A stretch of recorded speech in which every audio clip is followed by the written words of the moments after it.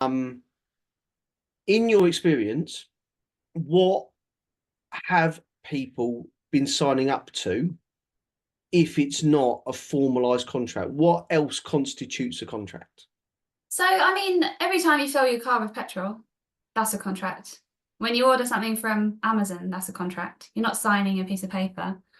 So there's just 4 legal elements that have to exist for a contract to be valid, and that's why verbal contracts are just as legally binding. It's just that you're screwed when it comes to proving it. So what are those 4 elements that should be in the contract? There's offer, which is generally a quote. Mm-hmm. Acceptance, which is generally customer saying yes. Consideration, which is the exchange of something of value. So there has to be some sort of give and take. So generally you providing services in exchange for payment. Mm-hmm. And then there has to be an intention, and that will create a legal relationship between you. Wow. So like So to break that, you offering to clean your mum's house, that's probably not a contract because there's no like legal intention behind it. But yeah. so offer. So I and interestingly, I have seen this done on a WhatsApp before. Offer, the example I give now, offer, I will do your extension for £70,000. Yeah. Acceptance, yes, please proceed. Yeah. Consideration, you talk is money. Yeah. So as soon as that a payment is made? It's the promise. So the promise of a payment being made. Yeah. So mate you saying, yes, I mean, this was off the back of a walk around as well. Like, I've seen your property this morning. Yes, I can do it for 70 grand. Oh my God. He's gone back and said, agreed. When can you start? Which essentially covers both consideration and acceptance. Yeah. What was the 4th?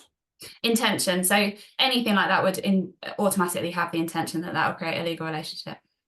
Wow. So actually, off the back of that, and the guy, nightmare story. It was a small extension, but proportionately a very, very large part of his savings, salary, the whole shebang, remortgage, leverage money.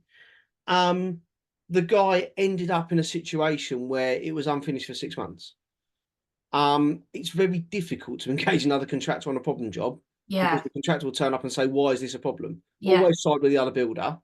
But so that in itself causes complete chaos, because actually, if he then turns around and says, sorry, mate, no, I found somebody cheaper, or I'm not going to do it this time, there could, just off the back of those 2 WhatsApps, could be grounds for some kind of legal compensation to the builder. So there is a contract in that situation, but the homeowner has recourse in the fact that they've got consumer rights. So because they're a consumer, they implied into the contract will be all of their consumer rights. So the right to a 14-day calling off period, the right to receive proper work, all that, good workmanship, all that sort of stuff. So whether or not there's a contract, they're still implied into that, and all their consumer So rights. interestingly, just that simple exchange has got a little bit more recourse within the UK legal sector. Granted, takes a bit more picking apart. And interestingly, I have seen some unscrupulous builders before have a kind of very limiting or very basic contract, but know how to play the system. Yeah. And it's interesting. So the reason this particular example went south is because there was a lack of documentation. Nobody knew what that there was a verbal exchange, and there ended up being a misunderstanding of what that £70,000 looked for. I've had it before where a bigger contract, the specifier had said plasterboard, scrim tape, paint. What he'd missed was the word skim coat or multi-finish. Okay. So the client got plasterboard with screws, scrim tape, painted. No way. Oh my God. Then to the point where he's come in and said, hold on, that's not what I want. This particular unscrupulous contractor had moved reasonably quickly. Oh, well, it doesn't say skim. I didn't realise you wanted skim coat. Oh, That's we'll have to re-prepare that. terrible. We'll have to throw the boards away. We can't do that anymore. It won't take, you know, the multi-finish won't take. Just bulkhead. Just a massive bulkhead. That's terrible. I would say though, again, you know, the consumer rights are going to kick in at that stage because they shouldn't be expected to know. You know, there's Well, a level interestingly, of knowledge that a consumer would have, and I wouldn't know to, you know, make sure that that's in. Obviously, I'm going to check with you first, but yeah, I yeah, wouldn't know please. to like check the spec for every tiny detail to make sure that it's covered. But this was actually a main contract, and there was a JCT contract in place. Oh wow. Mm. Okay. So that probably leads on to my next question: is how good is a standard contract, either JCT or NEC or REBA or whatever you're going to use? How good is a JCT contract if it's filled in incorrectly? No good at all. No good at all. How does that even happen? Honestly, I've seen it with my own eyes. A JCT unamended contract, and it misses kind of contract administrator, it misses QS, it misses CDM, it misses all of the kind of key controlling attributes. That will have a variation clause, but it won't say who's administering it. Or equally, it has the employer, if they're using a kind of a more robust JCT contract, but it's actually a simple, they've got the employer in as contract administrator, in as QS, in as principal designer, which then again kind of causes chaos. Yeah. It's always that thing though, you don't know what you don't know. No, So not at all. and you know, unless the job goes wrong, again, they'll sign it and it'll sit in a drawer and everything's fine. But it's at the point that it goes wrong that you dig it out, you look through it, and you realise it's absolute rubbish. Yeah. Yeah. And that is the issue when it comes to construction projects generally, but specifically contracts, because you can do all of the pre-work and you can make sure it's really detailed and you've got everything that you need in there and it's been double checked and the budget's been checked, etc., etc.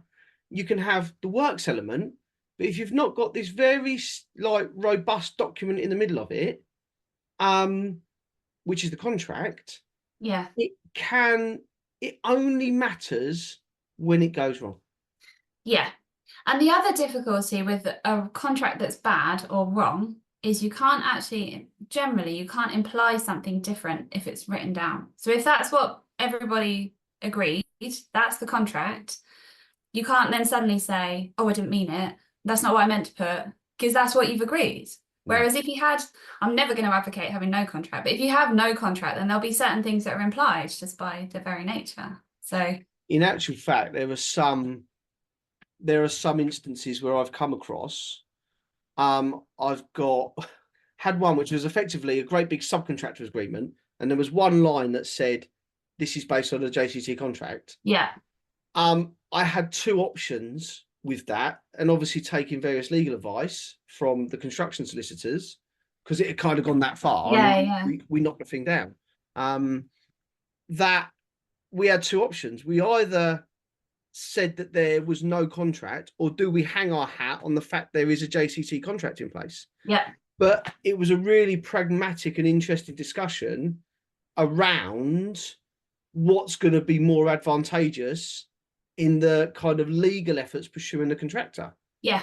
Is it better to just rely on, like you said, the Consumer Act, the policies, and this kind of nominal exchange of, yes, I want you to do it, or do we hang our hat on, there's a JCT, and actually every email that's been sent or text asking them to get on with it actually is a notification that they need to improve?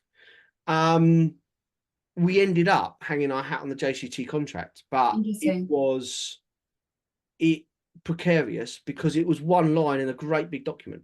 Yeah. I mean, it shouldn't ever be that a contract is ambiguous. It's gone wrong. It's gone really wrong. If you've written something down and you both look at it and you're like, don't know, could mean either, which is ridiculous, right? I agree.